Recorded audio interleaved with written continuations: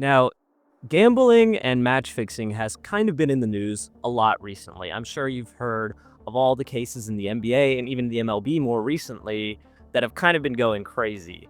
But this might be the biggest match fixing scandal in League of Legends history, and nobody really talks about how insane it was. So, not just one team was implicated in this, not just one player. In fact, half the league got suspended. And the crazy part was that Riot basically had to pause the entire region. And yet we don't hear too much about this crazy incident.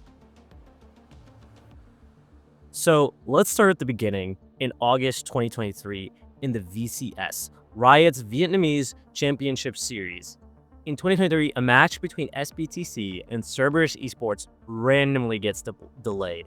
This is not something anybody expected or had planned out, and people were a little bit confused. But there were rumors that had already existed that SBTC was kind of involved in some shady stuff. I mean, their owner was rumored to have done match fixing in Dota before, and there wasn't really an official reason dropped from Riot, but leaks started getting out to the public, and people started suspecting maybe it was back to his old ways.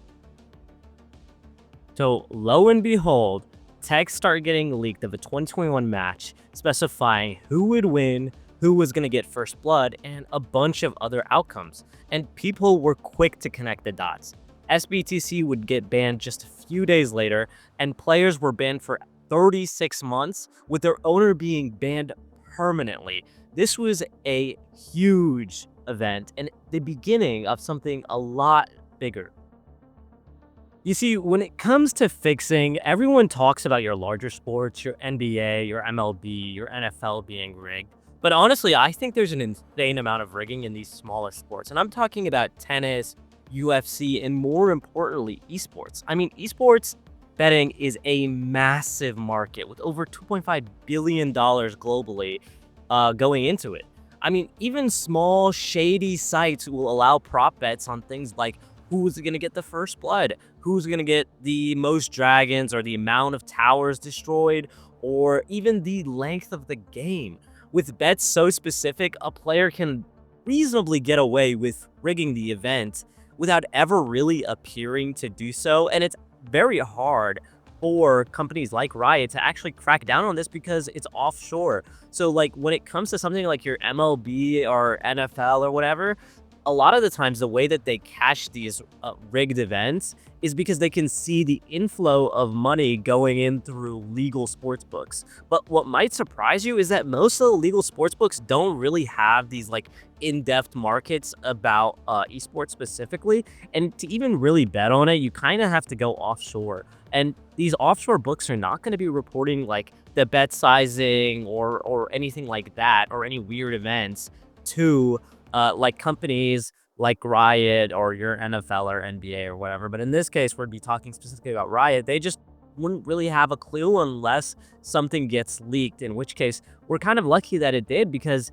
if it hadn't, maybe this event would have never gone down and really wouldn't have been exposed to the extent that it was. And to be fair, there were a lot of weird gameplay decisions that made fans suspicious, and I'm talking like strange pauses or weird fights or bizarre decisions like abandoning your pushes and just randomly backing, or even ignoring the Nexus outright. I mean, VODs even were deleted, but you know, obviously those are going to be saved forever on somebody's computer. But just the fans noticing the outcomes on these suspicious like prop bets, like events sort of lining up with exactly the requirements to hit a prop bet, it definitely set off some red flags. Although I will say, without concrete evidence, it is hard to say that this stuff is going down without sounding like you're some sort of conspiracy theory. And I swear this happens in every sport. Somebody's always yelling that it's rigged regardless of what happens. So it is hard to really prove it without like leaks of texts showing that this is happening. Okay, so we have the videos and we have the texts. What happened next? Well, it was Riot's investigation. And the thing was, Riot then postponed the spring split of 2024 indefinitely and brought every team to the studio. Phones were confiscated, there was 8-hour investigations, and players thought that they were gonna have to go to jail. It was a pretty crazy time, and people didn't really know what was gonna happen. I mean, the consequences for this thing can include long and lengthy jail sentences.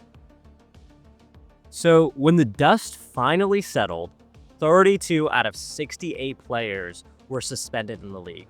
Every single team was involved. This was not an isolated event with just one team. No, some orgs had entire rosters banned. Rainbow Warriors, their whole team was banned, and the org was banned for life. Even GAM and Team Wales had players implicated. I mean, this was just such a crazy, like, imagine if Riot had suspended half the LCS in one day. That's basically what happened to Vietnamese viewers. It was a meltdown. After a few weeks had gone by, games were resumed with random players. Retired pros were brought back, substitutes, literal no-names were put in, and it all culminated in GAM winning a spot to MSI, but the region's reputation had hit rock bottom. I mean, players couldn't really find the same level of enjoyment watching the games, knowing that, hey, there might be a chance that there's still rigging going on. I mean, who's to say that Riot uncovered everything, right?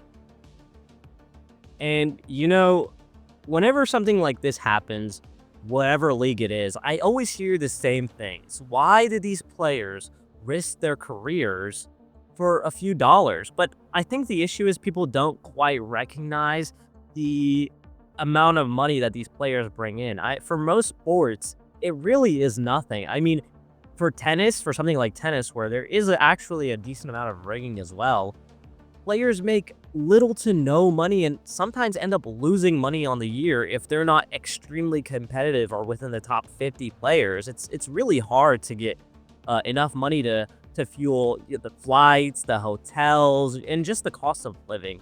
Now, for something like the VCS, it's not as bad. I mean, you're going to be making around $750 a month, which is okay. It's not bad for living in Vietnam, right? I mean, the cost of living is just cheaper there.